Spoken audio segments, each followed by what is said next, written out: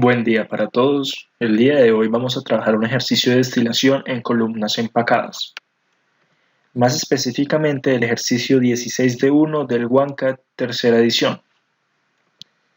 Este ejercicio básicamente nos dice que a partir del ejemplo 16.1 y 16.2 estimemos un HOG promedio en la zona de enriquecimiento. Posterior a esto calcular el NOG y la altura de nuestra torre en la sección de enriquecimiento. Recordar que el HOG hace referencia a la altura global de una unidad de transferencia y el NOG hace referencia al número de unidades de transferencia global en fase gas. Entonces primero revisemos el ejemplo 16.1.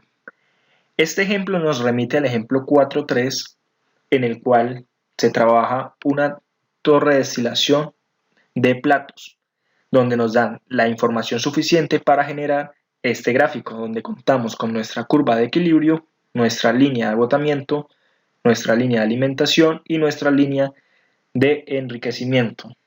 Ya en el ejemplo 16.1 específicamente nos dan estos datos de acá, donde usaremos estos directamente para cálculos para solucionar el ejercicio D1, 16 de 1. Listo. Primero toca hacer la diferencia entre los Y interfase y los Y asteriscos. Los Y interfase son líneas oblicuas, se encuentran trazando líneas oblicuas, mientras que los Y asteriscos se encuentran trazando líneas verticales. Se distingue mucho más fácil en este gráfico, que es de la manera en que se trabajó el ejemplo 16.1. Es decir, a partir de nuestra línea de operación, en este caso la de la zona de enriquecimiento, trazamos líneas oblicuas y el punto donde corta en la curva de equilibrio sería nuestro valor de Y interfase.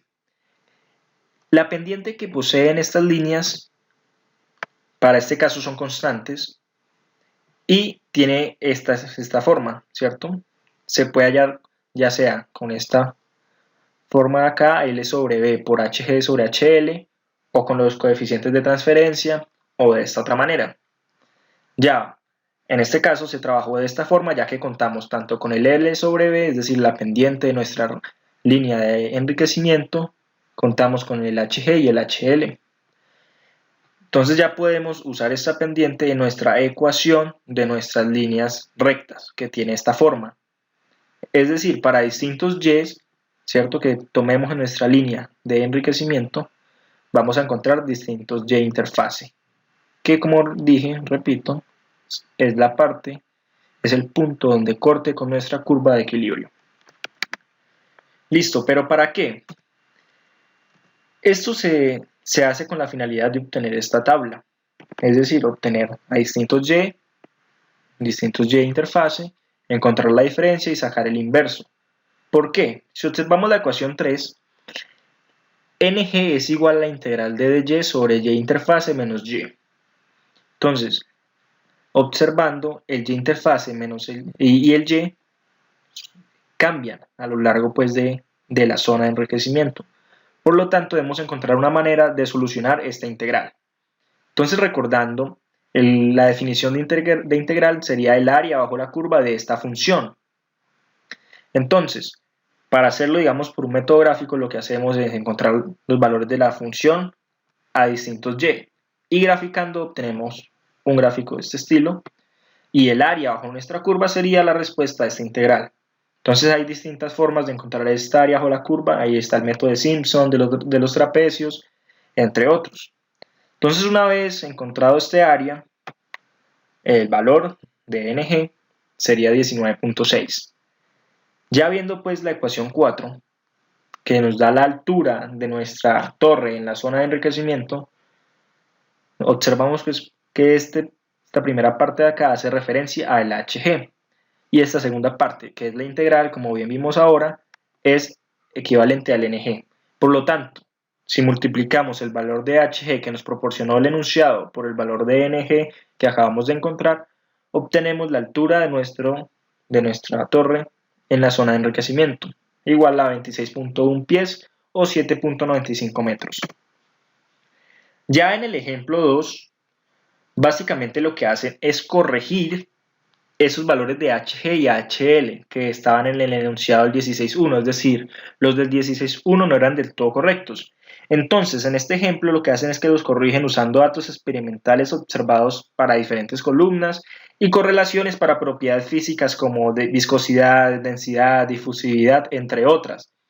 Entonces ya a partir pues de esos datos y de un procedimiento, corrigen esos valores de HG y HL proporcionados en el ejemplo 16.1 y obtenemos estos. Vemos que la verdad no cambian mucho, tienen una pequeña diferencia, pero listo, entonces ya están corregidos.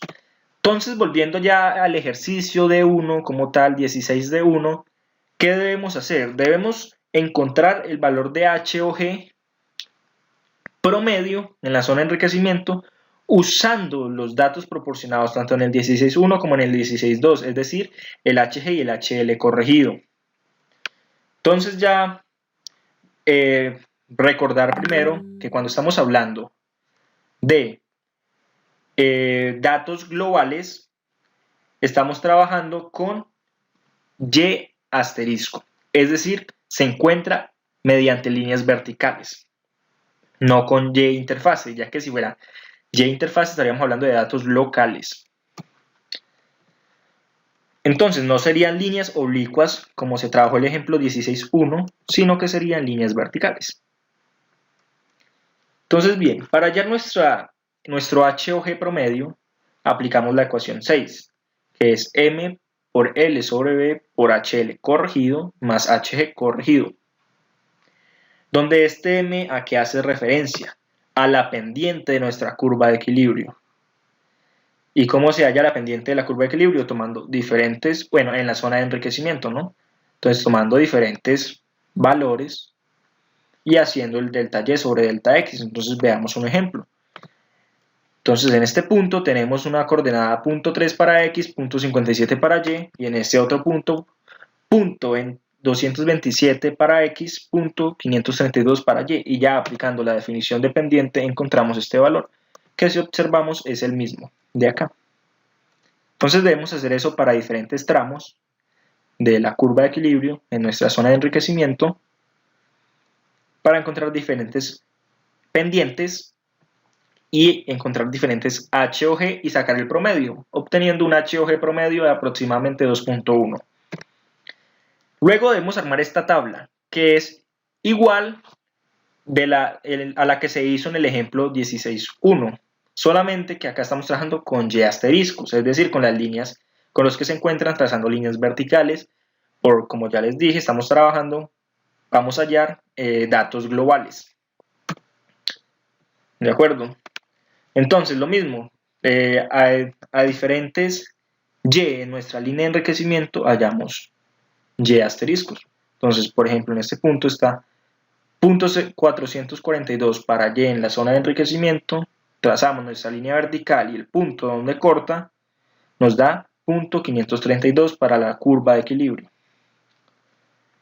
Entonces, si ven, pues corresponde. Entonces se hace lo mismo para diferentes puntos, por ejemplo acá también, y diferentes puntos. Se saca la diferencia y se saca el inverso para tener pues ya los datos de la función y se grafican. ¿Qué sería la respuesta a esta integral? ¿De acuerdo? El área bajo la curva, la respuesta a esta integral. ¿Por qué nosotros estamos graficando, estamos integrando desde punto 442 en Y hasta punto 8? Porque si observamos bien nuestra gráfica como tal con la curva, este es el punto, el valor de Y donde empieza nuestra línea de rectificación, es decir, desde acá hasta punto 8 va nuestra línea de rectificación. Por lo tanto, como nos están pidiendo la altura de nuestra zona de rectificación, debemos integrar entre esos dos valores para Y. Y listo. Entonces, ¿cómo se halla el área bajo la curva? Como ya dije, hay diferentes formas. Yo en este caso lo que hice fue partir diferentes secciones y mediante esta fórmula de acá encontrar la respuesta, donde el H es esta distancia de acá, es el paso, ¿cierto? Esta longitud de acá, el B1 es esta primera altura, el B2 es esta segunda altura, sobre 2, es decir, un promedio de alturas, y hallamos diferentes áreas. Y la suma de esas áreas nos da el área total, que sería la respuesta a nuestra integral, es decir, nuestro valor de N o G, que es igual a 12.47. Ya aplicando la definición pues, de la altura, donde es el N o G por el H o G, que ya hallamos que es el promedio, nos da una altura en la zona de enriquecimiento de 26.09 pies. Y si comparamos con los valores sin corregir, el HG y el HL, nos da 26.1, básicamente lo mismo. Entonces ambos son buenas aproximaciones para hallar la altura.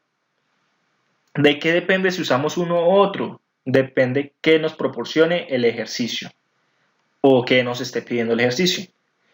Y eso sería todo. Muchas gracias.